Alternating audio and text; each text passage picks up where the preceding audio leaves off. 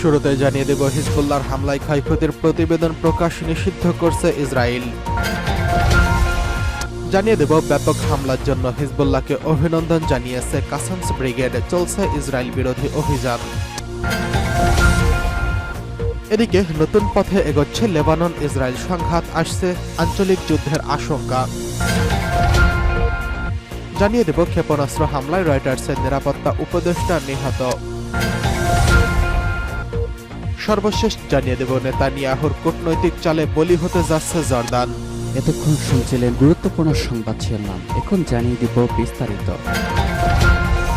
হিজবুল্লাহর হামলায় ক্ষয়ক্ষতির প্রতিবেদন প্রকাশ নিষিদ্ধ করল ইসরায়েল।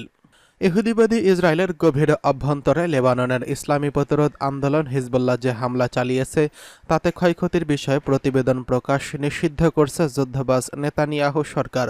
ব্রিটিশ দৈনিক দ্য টেলিগ্রাফ জানিয়েছে, নেতানিয়াহু সরকার একটি সেন্সরশিপ ডিক্রি জারি করেছে, যার মাধ্যমে ভূমিতে ইসরায়েলি বাহিনীর ক্ষতির কথা গোপন করার চেষ্টা করছে তেল আবিব। ডিক্রি অনুসারে কৌশলগত অবকাঠামো বা সামরিক ঘাঁটিতে রকেট হামলার ক্ষতির তথ্য প্রকাশ করার আগে সাংবাদিকদের অনুমতি নিতে হবে।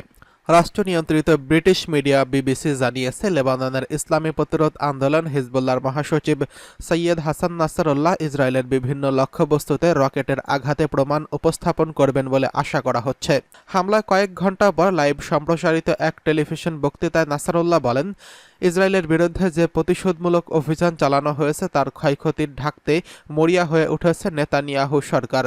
গত ৩০শে জুলাই হিজবুল্লাহ সিনিয়র কমান্ডার ফুয়াদ শুকুরকে হত্যার প্রতিশোধ হিসেবে হিজবুল্লাহ যোদ্ধারা ইসরায়েলের দিকে শত শত রকেট ও ড্রোন নিক্ষেপ করছে।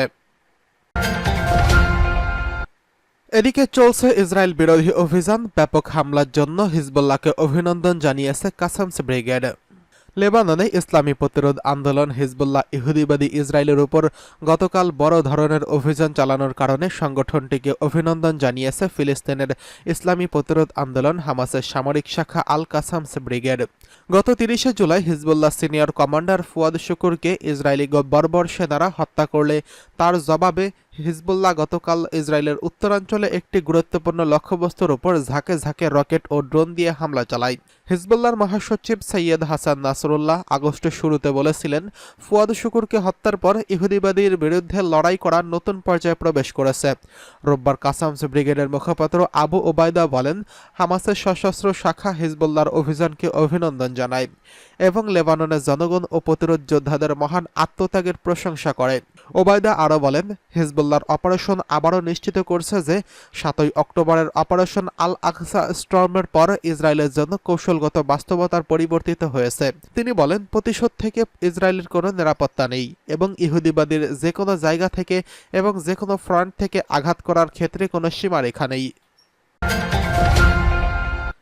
এদিকে নতুন পথে মোড় নিচ্ছে লেবানন ইসরায়েল সংঘাত।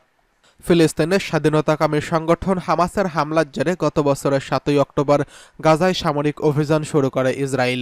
এরপর দিন হিজবুল্লাহ ইসরায়েলের রকেট হামলা চালায়। এরপর থেকে উভয়ের মধ্যে পাল্টাপাল্টি আক্রমণ হয়ে আসছে। তখনই থেকে যায় আশঙ্কা ছিল যে যুদ্ধটি একটি আঞ্চলিক যুদ্ধের রূপ নেবে। এই নিয়ে ইরান ও যুক্তরাষ্ট্রের সম্পর্কে নতুন টানাটানি দেখা যায়। বিশেষ করে গত মাসে লেবাননের রাজধানীতে হামলায় সশস্ত্র গোষ্ঠী হিজবুল্লাহর অন্যতম নেতা নিহত হলে উত্তেজনা আরও বাড়তে থাকে। এরই মধ্যে তেহরানে হামাসের রাজনৈতিক প্রধান ইসমাইল হানিয়া গুপ্ত হত্যার শিকার হন। এর জন্য ইসরায়েলকে দায়ী করে হামলার প্রস্তুতি নেয় ইরান। এতে আঞ্চলিক সর্বাত্মক যুদ্ধের ভয় আরও বেড়ে যায়। যাই হোক, লেবাননের দক্ষিণাঞ্চলে প্রায় ১০০ ইসরায়েলি যুদ্ধবিমান হামলা চালায়, যদিও সংখ্যাটি নিয়ে নির্ভরযোগ্য কোনো প্রমাণ নেতানিয়াহু বাহিনী দেয়নি। ইসরায়েলি সামরিক বাহিনী জানিয়েছে, তাদের যুদ্ধবিমানগুলো হিজবুল্লাহর লক্ষ্যবস্তুতে আগাম হামলা চালিয়েছে। হিজবুল্লাহ যোদ্ধারা বড় পরিসরে হামলার প্রস্তুতি নিচ্ছিলেন, তাই তারা আগাম হামলা চালিয়ে হিজবুল্লাহর অবকাঠামো ধ্বংস করে দিয়েছেন। এরপরই ইসরায়েল একের পর এক রকেট ও ক্ষেপণাস্ত্র ছোড়ে হিজবুল্লাহ। ইসরায়েল জুড়ে ৪৮ ঘণ্টার জন্য জারি করা হয় জরুরি অবস্থা। বর্তমানে লেবানন ইসরায়েল জুড়ে তীব্র যুদ্ধ অবস্থা বিরাজ করছে। আল জাজিরার এক বিশ্লেষণ বলছে, ইসরায়েলের উপর রোববারের হামলা হিজবুল্লাহর একটি বৃহৎ আকারে ইসরায়েলি প্রতিক্রিয়া এড়াতে ইচ্ছাকৃত প্রচেষ্টা বলে মনে করা হচ্ছে। হিজবুল্লাহর প্রধান হাসান নাসরুল্লাহ ইঙ্গিত দিয়েছেন, আক্রমণ সফল হয়েছে এবং তিনি ইসরায়েলি সামরিক ও গোয়েন্দা সাইটগুলোকে লক্ষ্যবস্তুতে পরিণত করে সন্তুষ্ট। আল জাজিরার জেইনা খোদর বৈরুত থেকে জানায়, ইসরায়েলি সরকার দেশটির ক্ষয়ক্ষতি এবং হতাহতের ঘটনা গোপন করছে বলে নাসারুল্লাহ অভিযোগ করেছেন। হিজবুল্লাহর কাছ থেকে স্পষ্টত বার্তা এসেছে, প্রতিশোধ এখন শেষ হয়েছে। নাসারুল্লাহর মতে, ইসরায়েল রোববারে হামলা তার উদ্দেশ্য পূরণ করেছে। তিনি এর ধারা বোঝাতে চেয়েছেন, হিজবুল্লাহ পাল্টা কোনো হামলায় যেতে চায় না, ইসরায়েল যেন নিশ্চুপ থাকে। এদিকে ১০০ বিমান হামলার পর পরিস্থিতি বলছে, ইসরায়েল আরও লেবাননে হামলা করতে সংযম দেখাবে না। এটি হিজবুল্লাহ ভালোভাবে বুঝতে পেরে ভীত হয়ে পড়েছে। তাই আগামী কয়েক ঘন্টা ও এই দিনগুলো বিশেষ উত্তেজনাপূর্ণ। এই কয়েকদিনই নির্ধারণ করে দেবে হিজবুল্লাহর হামলা সর্বশেষ ইসরায়েলকে পিছিয়ে রাখবে নাকি নেতানিয়াহু লাল লাইন অতিক্রম করে লেবাননে মরণ কামড় বসাবেন। ক্ষেপণাস্ত্র হামলায় রয়টার্সের নিরাপত্তা উপদেষ্টা নিহত। ক্ষেপণাস্ত্র হামলায় ইউক্রেনের পূর্বাঞ্চলীয় ফ্রন্টে প্রাণ হারিয়েছেন বার্তা সংস্থা রয়টার্সের এক কর্মী। হামলায় আহত হয়েছেন আরও ২ সাংবাদিক। শনিবার এই শহরের চালানো মিসাইল হামলায় নিহত হয় ইউক্রেনের রয়টার্সের নিরাপত্তা উপদেষ্টা হিসেবে কর্মরত বায়ান ইভাসন। সাবেক ব্রিটিশ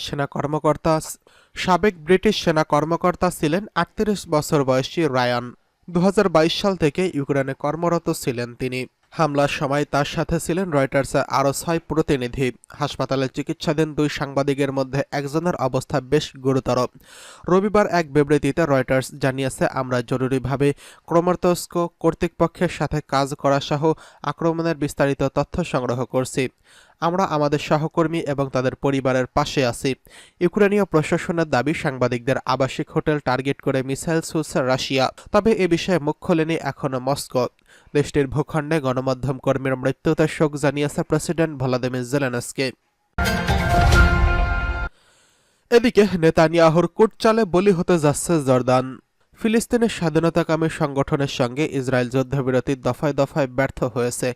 এখন বিশ্বের কাছে এটা স্পষ্ট হয়ে উঠেছে। ইসরায়েলি প্রধানমন্ত্রী বেঞ্জামিন নেতানিয়াহুর কারণেই বারবার ভেস্তে যাচ্ছে এই যুদ্ধবিরতির আলোচনা। এই বাস্তবতা এতদিনে বুঝতে না পারলেও ইসরায়েলের প্রধানমন্ত্রী ইয়েভ গ্যালান্ট এবং মোসাদের পরিচালক ডেভিডও এখন তা হাড়ে হাড়ে টের পাচ্ছেন। তাদের আলোচনার টেবিলে ঠেলে দিয়ে জটিল এক খেলায় মেতে উঠেছে নেতানিয়াহু। যুক্তরাষ্ট্রের প্রস্তাব করা একটি যুদ্ধবিরতির ব্যাপারে অনেকটাই সম্মত হয়েছে ফিলিস্তিনের স্বাধীনতাকামী সংগঠন, কিন্তু নেতানিয়াহু এমন কোনো কিছুতেই মানতে নারাজ। কারণ যুদ্ধ শেষ হয়ে গেলে নেতানিয়াহু সরকারের পতন ঘটবে, আর জনপ্রিয়তা বাড়ানোর জন্য মাঝে মধ্যেই যুদ্ধ শুরু করার সুযোগও হারাবেন নেতানিয়াহু। সেটা খুব ভালোভাবেই জানেন তিনি। তাই ক্ষমতায় থাকতে যুদ্ধের কোনো বিকল্প নেই নেতানিয়াহুর কাছে, কেননা ক্ষমতা হারালেই জেলে যেতে হতে পারে নেতানিয়াহুকে। তবে নেতানিয়াহুর এই যুদ্ধ খেলায় চরম মূল্য দিতে হচ্ছে জর্দানকে। ফিলিস্তিনের ইসরায়েলি হামলা যত তীব্র হয়, জর্দানের শরণার্থীর ঢেউ তত প্রবল হয়। দশকের পর দশক শরণার্থীর ঢল সামাল দিতে হচ্ছে জর্দানকে। এখন এই অবস্থা এমন হয়ে দাঁড়িয়েছে, নিজেদের খরচ মেটাতে পারছে না তারা। তাই জর্দানকে বিদেশি সাহায্যের জন্য হাত পাততে হচ্ছে। এছাড়াও আরও বড় এক হুমকির মুখে দাঁড়িয়ে জর্দান, কেননা